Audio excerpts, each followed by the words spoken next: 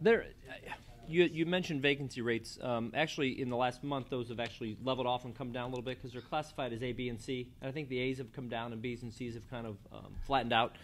I've never thought, and this was the even on council and in the clerk's office, I don't think that development is mutually exclusive, especially when you look at what there is some.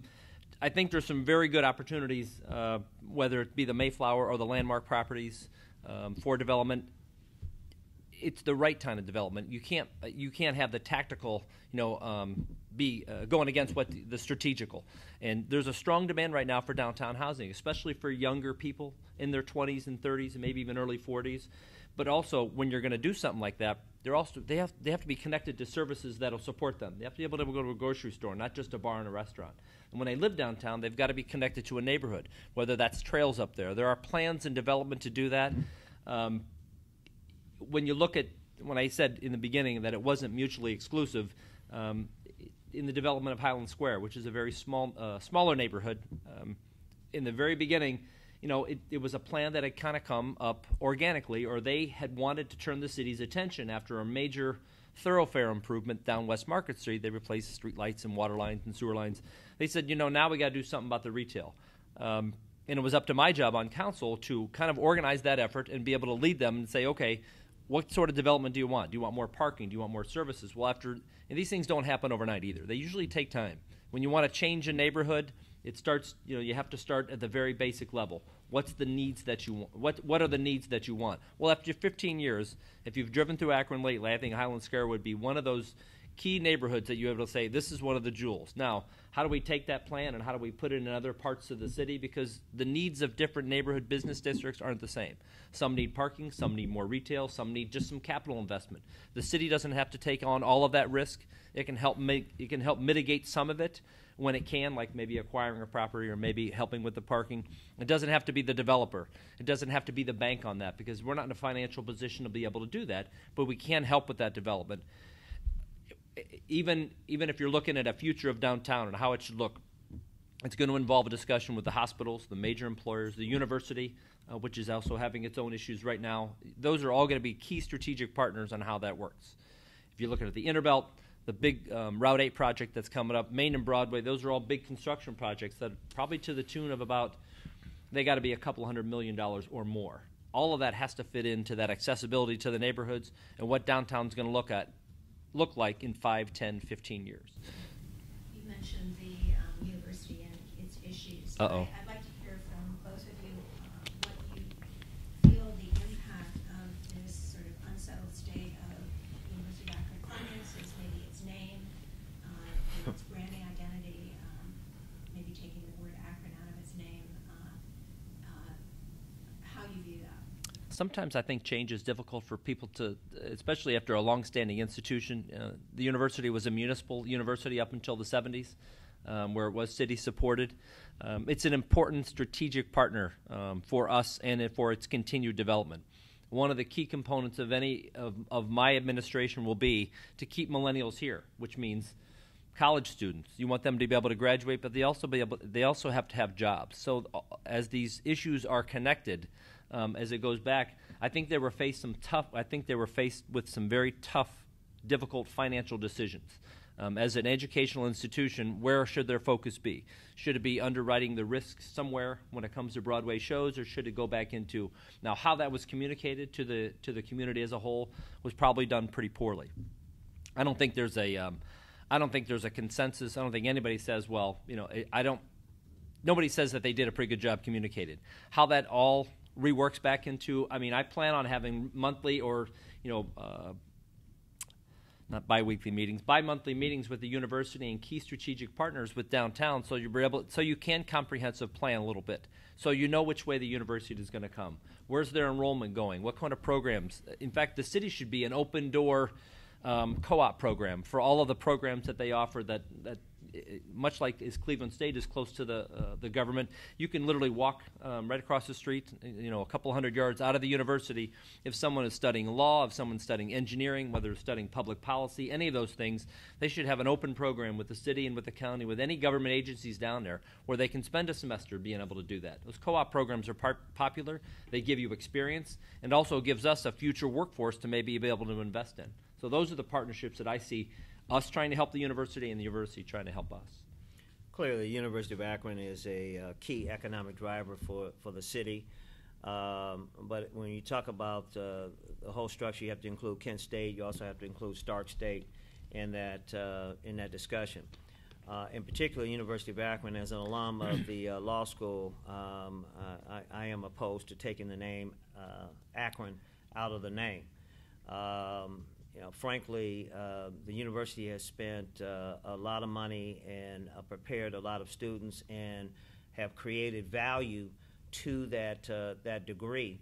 And it was interesting. I just attended their graduation. I think that was 3 weeks ago. Now time is flowing together, and they talked about the value of that degree and the name University of Akron.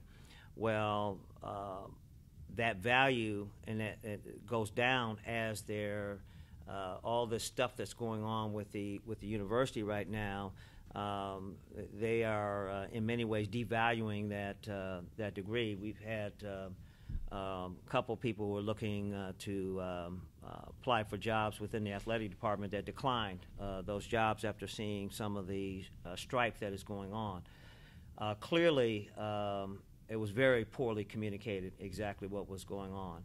On top of that, the story on the improvements made to the president's house was pretty obscene, frankly, and puts, again, a prism in which people are looking at the decisions that are being made at the university through this prism of the kind of money that was spent on the rehab of that home, which is not far from me. Actually, it's just across the way, a little way from me. And there have been improvements made to that home before. So they have some issues, and clearly it's important for the city to work with them through those issues. E.J. Thomas, and I think they underestimated the impact that the changes they proposed to E.J. Thomas had on the community. There's an emotional attachment between E.J. Thomas and the community at large. Actually, that is their one consistent connector. I graduated. My high school graduation was from E.J. Thomas back in 1975. So you've gone there for graduations, you've gone there for shows, you've gone there for speaking engagements, you've gone there for all these things over the years. And that, for many people, was their only connector to the University of Akron. So to abandon that in the way that they did caused a very emotional reaction on the part of people, and frankly, one that they had to back off of. They did a Michael Jackson moonwalk on that whole thing, and at least honored their programming through 2016, which will give us the opportunity to talk with the university and really get all the various members of the arts and all of that together to come up with a plan that will continue to support the programming at E.J. Thomas. But we have to continue to support the university, and because it is key to our future, and it is creating those new young people. I agree on terms of downtown housing. My fraternity has built downtown housing, and we are just on the far edge of the old B.F. Goodrich plant. We have 2 condominium developments there where many professors from the university live. So I agree that downtown housing is important. You see what's happened up here in Cleveland. And the retail will come after the people are there. No business person in their right mind is going to locate a business there without the prospect of having actual customers. So that is an important component as well. And we have to continue this partnership with the university, which started with the Span the Tracks, and they are in the Polsky's building. They reused that former department store, so they're important to downtown. Gun violence and the relationship between minorities and police have been obvious in various areas all across the country. Either you or any of you have any thoughts on what you would do to repair relationships or reduce gun violence and crime in Akron? It's definitely not mutually exclusive to just the city of Akron. I think what's important, and I think the police department has taken a couple of first steps that were not bad. They are doing some park and walk patrols, which is one aspect. I think the chief has been trying to get out into the community a little bit better after some years of maybe being a little bit stagnant. But that sort of leadership to me flows from the top. It's also going to take the mayor's office to be out in the community a little bit better.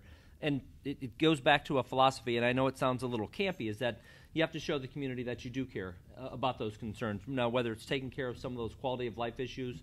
Mike had mentioned a broken fire hydrant, and I don't remember what street it was on. It was on Market Street. Right. Those are things that should never happen in any part of the city. But when somebody sees those, it's kind of like that broken windows policy. If somebody sees a broken window, they see maybe disorder. It's the same thing. The city has to be able to show that those services are available to every part of the city. And I think it just creates a little bit better of an attitude. We also need a workforce that's more reflective of the city's population. So we do need a full-time personnel director instead of being split up amongst 3 people. There's a conflict of interest with how they're doing things anyway at some particular point. But a personnel director, recruits and trains and retains the workers that I think are more reflective. And I think that goes a long way to be able to do that, at least change some of those attitudes.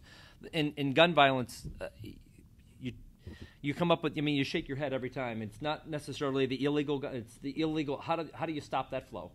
Is it do you do gun buyback programs? Do you make the penalties even stiffer? And I think it's one of the issues that, whether it's from the federal government on down, there are more resources that need to be had for local governments to be able to do that, and us being able to go after those resources to be able to do it. I don't think anybody thinks that there's not enough guns out there. They know that. There's too many. Now, getting them off there you have to look at some unique programs to be able to do it. Fugitive safe surrender was another good idea. The Sheriff's Department, in participating with those, also did a couple of gun buyback programs. You need to be able to expand that and get a lot more involvement in there, and I think you can start to make somewhat of a dent into the issue. Well, frankly, as a member of the target population that has received the bulk of this gun violence, particularly as it relates to the police department, I have a very unique perspective. One, we have to, one of my major concerns and one of our major policy efforts will be as it relates to young people.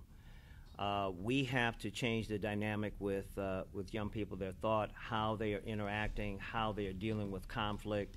I've already had meetings with a number of mentoring groups and others that we need to have a more cooperative effort. I will have a cabinet-level position totally dedicated to youth and youth issues, and that's dealing with crime, that's dealing with education, that's dealing with training, all those components to start to reverse this whole scenario where we created this situation where economics and other things are impacting all of these areas. Now, as it relates to the police department,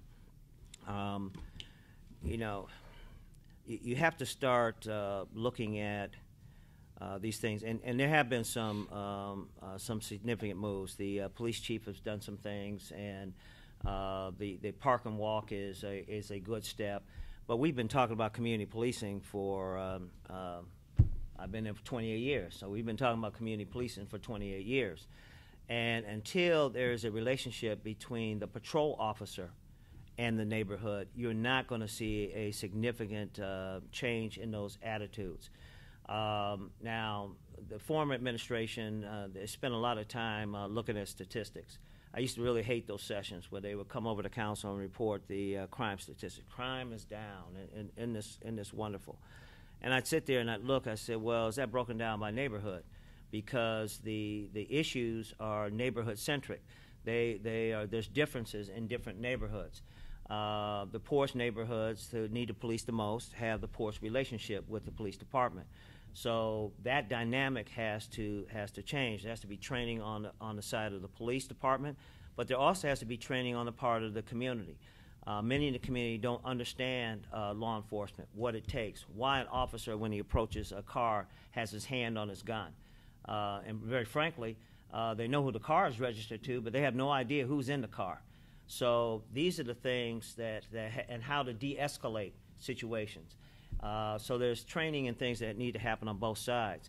But frankly, we have to have more engagement with our young people, and we have to empower young people to come up with solutions for these problems. There will be young people involved in my cabinet because it's important to train that next generation of leadership, but it's also important to have voices as young as I still feel, and the little boy is still on the inside. Sometimes the shell that's here is too old to actually be able to talk to young people and get across the messages that need to be gotten across. I do think it's extremely important that the mayor's office lead in this effort. We talked about, and we've been talking about the police auditor, which right now is almost a paper position. Phil Young does an outstanding job with the resources that he has. He's part-time. He has no staff. So it is inherently compromised by its very structure. The job description for the police auditor is compromised and needs to be expanded. There are cries out from the community that they want a civilian component, and I think we have to respond to that. Now, how we do that and what structure, I think, is extremely important. There are some models that I think have not worked very, very well. But I think there's other models where, in particular, where the police auditor works in connection with residents, and you start breaking down this lack of communication and start instilling some trust. That's where you start making the movement, and it's really about forming relationships, and it's really about getting that beat officer to both understand, respect who he's encountering, as well as the residents respecting who is encountering. And I kind of use this analogy. You got good people on both sides. They need to get together. And you got knuckleheads on both sides that need to be dealt with. We've had some bad police officers, and we just came through the whole Shismenos situation. And clearly that took way too long for that to actually develop. And once you start investigating, you find out that there's been activities that were detrimental to residents for a long period of time. That damages the relationship. So the police department has to be prepared to be able to discipline their own that are out of line, as well as the community has to have confidence in whatever system is put into place that those things are being dealt with. But the one thing I will say, and the police chief said about a month ago, that we haven't had any Ferguson incidences in Akron. That's just by the grace of God. The gas is out there. It just takes somebody with a lit cigarette butt and that situation to occur, and then you have it. So we have to work very diligently to change the entire dynamic as it relates between the police department and the community at large, and instill the kind of respect on both parties that we can start dealing with our joint issues. But as it pertains particularly to the African American community, there has to be dialogue and discussion about the internal issues within the African American community that need to be dealt with, that are a part of why we're having some of the conflicts. And frankly, I'm uniquely positioned to be able to deal with those issues. I have both the trust of the community as well as the trust of the police department. I have a relationship with many officers, and I feel good about that relationship, and I'm in a position to be able to broker the kind of forward movement that needs to happen between the police department and the community at large. I want to add just two quick things. One is that I think, and Mike had mentioned something about statistics.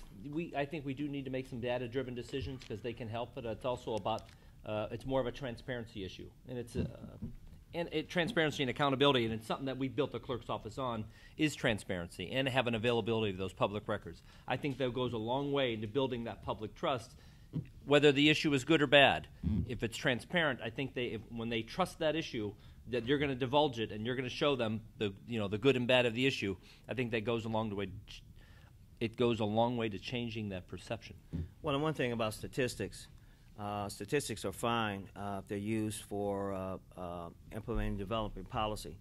But when you become dependent on them and you don't look at the perception, You have to deal with the perception. The perception is the reality. And the perception in many communities is that crime is on the rise, that they're under siege in those particular communities. So you have to deal with that perception. You can't just roll out crime statistics are down for Akron, and it's one of those backslapping sessions where everybody, we all feel good, crime is down. No, the perception is out there that certain communities that they're under attack, they're under assault. So, and then the very people that are supposed to help them, they don't have a good relationship with. So that's where you have these situations, and those have to be addressed. And we can't just sit back and depend on statistics. We have to deal with the realities and the perceptions that people have out there in the community. Maybe one or two more questions only. To the voter, could you kind of give, like, what are the stark differences between the two of you guys? Because you are on the same page for a lot of issues, not all, but many. Well, what I've enjoyed. Flavor of the same page. Okay. Well, what I've enjoyed is, I started off my campaign talking about neighborhoods and neighborhood issues, in particular our neighborhood business districts, which I consider part of the neighborhoods. And it's been very interesting watching my opponents shift their commentary to the very issues that I spoke about at the beginning. I came out of the box talking about the importance of shifting resources to the neighborhoods, and in particular using Highland Square as a model for what can happen in other neighborhoods. Not exactly the same, because there's some particular flavors to Highland Square, but where you can have successful business districts. I think we're on the cusp of the Temple Square area, which is in North Akron. Will have a clear international flavor because we have a number of immigrant groups that are now living in North Akron, and we've seen the beginning process of that. Kenmore Boulevard, which has had a long-standing business district, we start to see some of the things happening there. So, Specifically to the differences. well, I think the differences is experience. I've actually done these things. I've been doing them for 28 years. I have the relationships with the residents. I've been out there doing these things. I have the record of supporting business development, business growth, and that's the difference. And with all of my former opponents, it's kind of whittled down to Danny and I on the Democratic side. But that has been the significant difference throughout is my longstanding experience. I think also philosophy. I intend on involving the community much more in the actual, first of all, we have to raise their level of understanding of the budget, and that's one of the things that they've requested. They are eternally frustrated with what the actual financial situation is of the city of Akron. And I think we have to do things that are more transparent and accountable. One of the things they've consistently criticized is the travel of the mayor and others as it relates to going around the country. I think we have to continue those efforts, but I think we have to be very transparent as to who's going, why they're going, who they met with, what were the result, and what was the money spent. And that should be online where any resident can take a look at it and make a decision for themselves as to whether or not that was a fruitful endeavor for the city to undertake. I will involve people, as I always have, and I think I mentioned when I first started in council, the mayors in Ward 4 gave me my directives as to what they wanted to see. They set policy, and I think the citizens of Akron have a right to participate in that process and setting the priority of which issues should be dealt with, what is important to them. Now, what you find as you go to different neighborhoods, they're mostly the same issues. They may be in different order. You go to one neighborhood, the housing issue is premier to them, and kind of going back to that, we talked about demolition. Demolition is a double-edged sword. I do think we want to keep the answer just Okay. All right. Thank you. I think I think that's the principal difference is my philosophy is much more citizen centric. Also, I think it's important that they be empowered. Some of the best ideas that I've ever received as a council person have come from the residents themselves. They've been the ones that have identified the problems and concerns and the issues, and then I've responded with legislation or other actions as it relates to that. That's where they should be empowered, and that's where they have not been empowered for over 28 years. And I think I may have alluded to this a little bit earlier. I don't necessarily think longevity equals leadership, and I think I've demonstrated that at each level that I've gone. Sometimes it is making decisions that people don't necessarily agree, and I'm prepared to say no to every constituency that's out there when it comes to that. I don't think that citizens aren't empowered. In fact, I think they are. We do have a representative government. They do elect ward council people, and I think it's their job to represent those citizens down at council. That doesn't discount the citizen involvement into the process, and it's been a hallmark of listening to those citizens and trying to incorporate.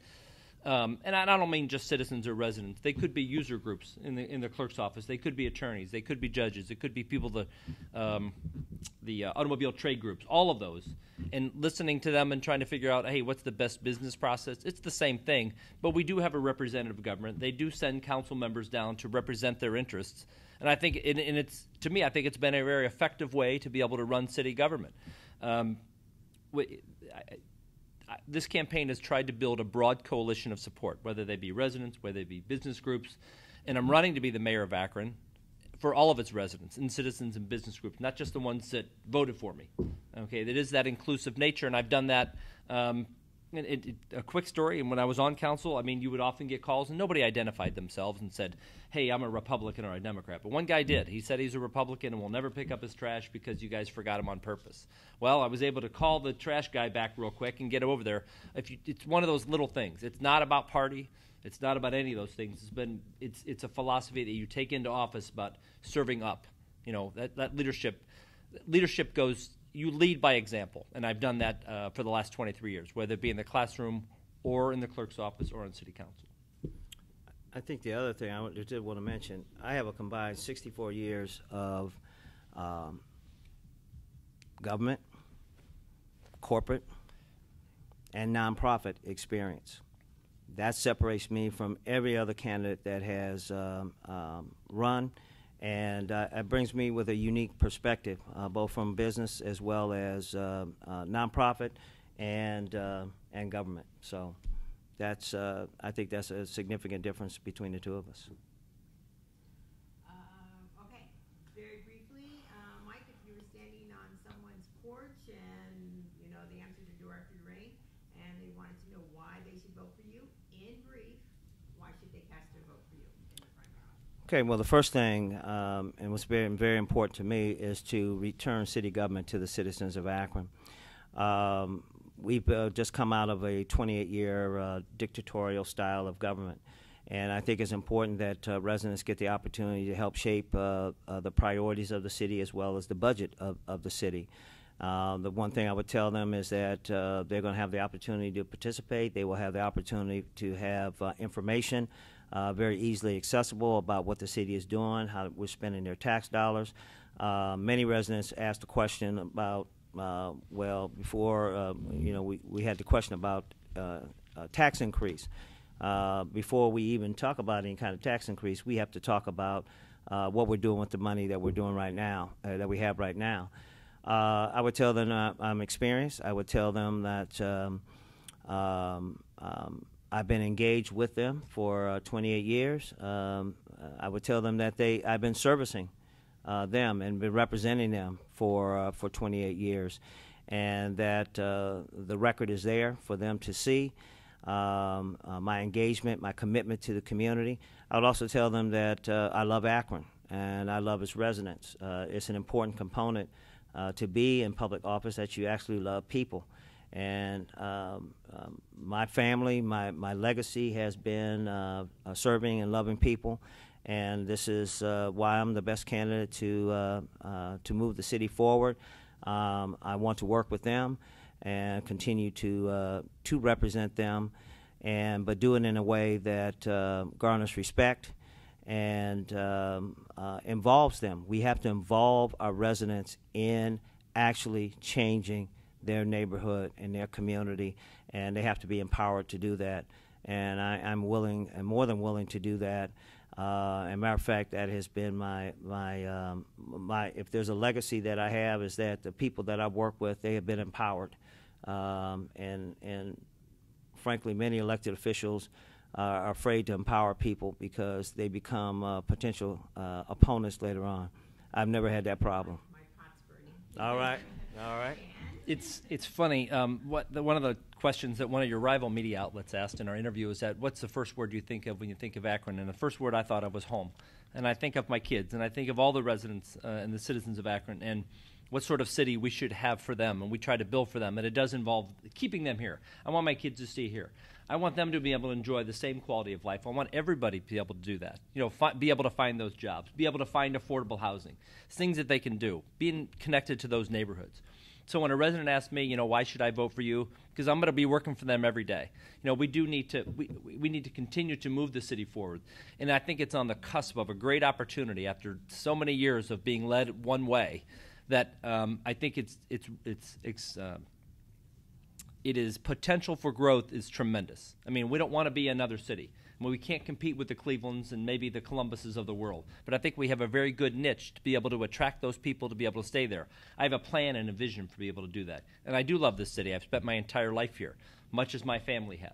You know, from the very beginning, we raised our kids here and decided to stay here for a particular reason, because we do want to give back. And I think the residents deserve, and they've demanded, a leader in the mayor's office who's demonstrated that.